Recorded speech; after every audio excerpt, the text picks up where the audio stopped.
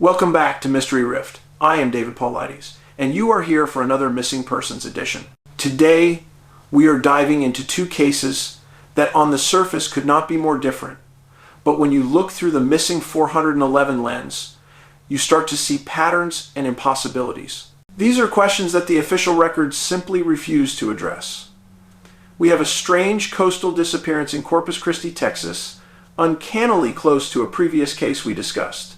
And then we shift to a deeply disturbing vanishing act in the vast, unforgiving wilderness of Alaska, where the echo of a man's voice hung in the air. Let's get into the details. First up is the case of Bradley Brooks. He was 36 years old when he went missing on August 18th, 2019, in Flower Bluff, which is essentially Corpus Christi, Texas. Bradley was a good-looking fellow, working a solid job on oil wells, and he had a lot of things going right for him. He was due a large check, planning on getting a new car, and the future was looking stable. His main hobby? Fishing. Now, here is where your alarm bells should be ringing immediately. Bradley's disappearance occurred in such close proximity to the vanishing of Caleb, another young man, also an avid fisherman, who disappeared in the Corpus Christi area. We are talking about a 2-mile distance as the crow flies.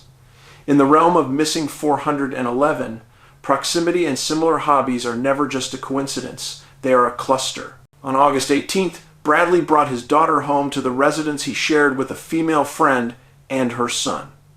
The evening was strange, and tension was palpable. He spent 30 minutes in the bathroom, and his roommate felt he was trying to conceal drug use, or perhaps something else entirely.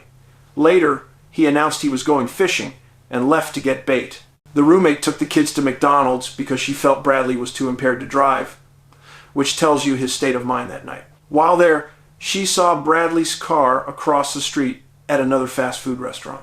This was a little after 10 p.m. She drove home, and they all assumed he would be out fishing until the early morning, which was not uncommon for him. Bradley never came home on the 19th. 2 days later, on August 20th, his turquoise over blue Mazda was found.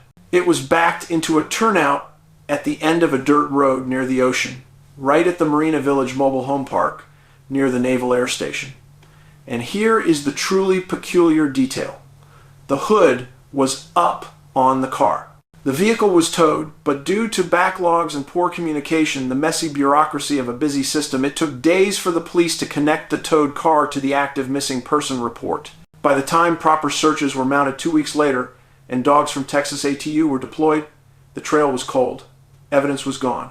There was never any clear mention of proper forensic sweeps of the car, no fingerprinting, no vacuuming to find a hair or fiber that could solve the mystery. This area is a known locale for illegal transactions. When you combine a history of addiction with an uncanny proximity to another high-profile vanishing, you have a massive red flag. Yet, police treated this as a possible runaway, not a case of suspicious circumstances. But I, David Paulides, would have processed this as a homicide, or at least a highly suspicious vanishing immediately. A man leaves his wallet, he leaves his life, and his vehicle is found abandoned with the hood up, only 2 miles from another Missing 411 style disappearance. What if the area itself, that specific coastal stretch, is home to something that preys on people when they are already disoriented or under duress? Perhaps a mechanism of disappearance that only engages when the subject is mentally or chemically impaired? Think about other coastal disappearances from our files. The unexpected vanishings near bodies of water where people were last seen under some form of stress. The ocean near Corpus Christi hides things. It's an unusual confluence of geography, vulnerability, and that shared passion for fishing between Bradley and Caleb. It is simply too weird to be a coincidence. Bradley's good friend, Buck, made a public statement that the police would have paid more attention if Bradley had been a person of higher moral character. That speaks volumes about the prioritization issue in these kinds of cases. I sincerely hope I am wrong, but my uncanny hunch is that Bradley is no longer with us. A man who just had his daughter move in with him does not simply vanish forever without a struggle, unless something external, something powerful intervened, something perhaps not of this world. Let's move now to a case that pulls us into the heart of the absolute. Missing 411 profile, the deep wilderness disappearance. This is the vanishing of Robert Coleman. Robert was a family man, a civilian employee at Alaskan Air Force Base in Fairbanks, Alaska. He was 51 years old when he went missing on September 25th, 1965. His family affirmed he was an expert hunter, in excellent physical shape, and highly experienced in the Alaskan backcountry. This is the kind of man who does not get lost. Robert left home on a Saturday to hunt caribou off the Stees Highway. His plan was practical. Hunt for a couple of days, drive straight into Alaskan, shower, and go to work Monday morning. When he didn't show up for work, his peers called the house. The family then filed a report with the Alaska State Troopers, starting the clock on a highly unusual search.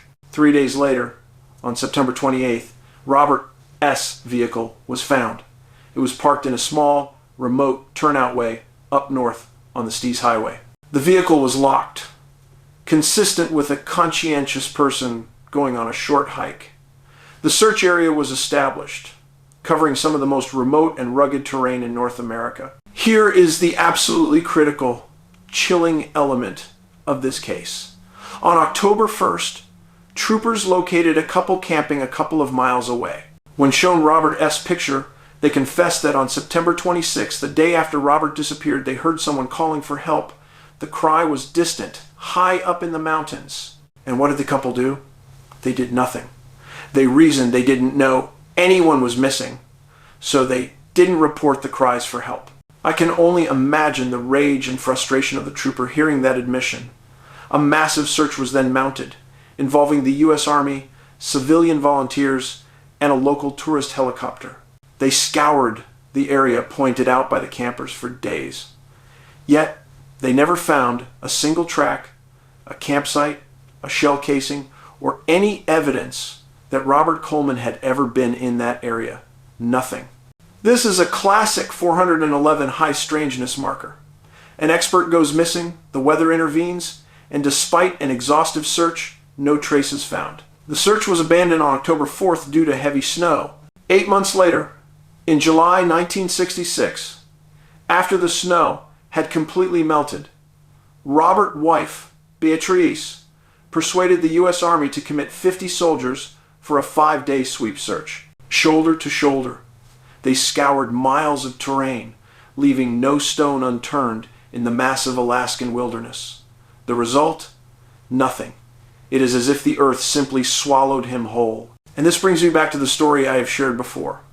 A key point that was cut from a documentary. The journalist at Mesa Verde, hearing a man calling for help in the exact same spot where search teams had found nothing. They sent more people, and they found nothing. We have the report of a distressed call for help, a man's voice, and then absolute silence, a total lack of physical evidence for nearly 60 years. Robert Coleman was an expert hunter. He did not forget his gun or his gear.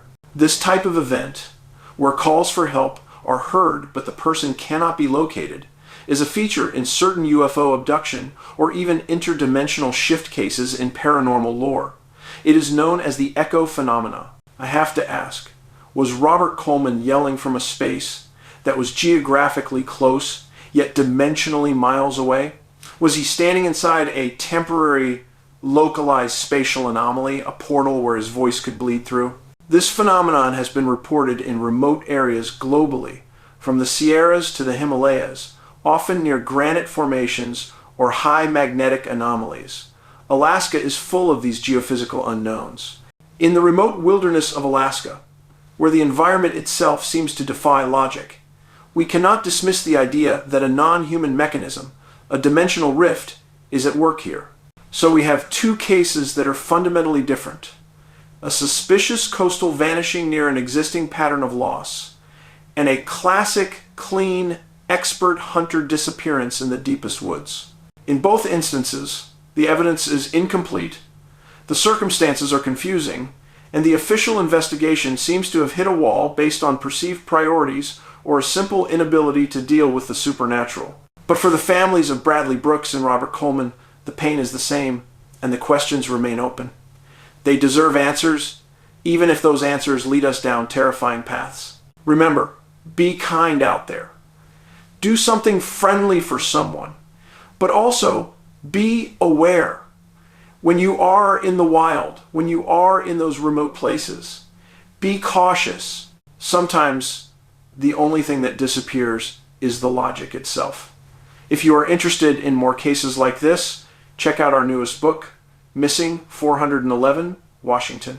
You can find it and all of our other work at https://www.google.com/search?Q=NAB Bigfoot Search.com. Make sure you are subscribed and have your notifications turned on so you don't miss our next deep dive into the unexplained. Thank you for being here. Until next time, I'm David Paulides, and you're watching Mystery Rift.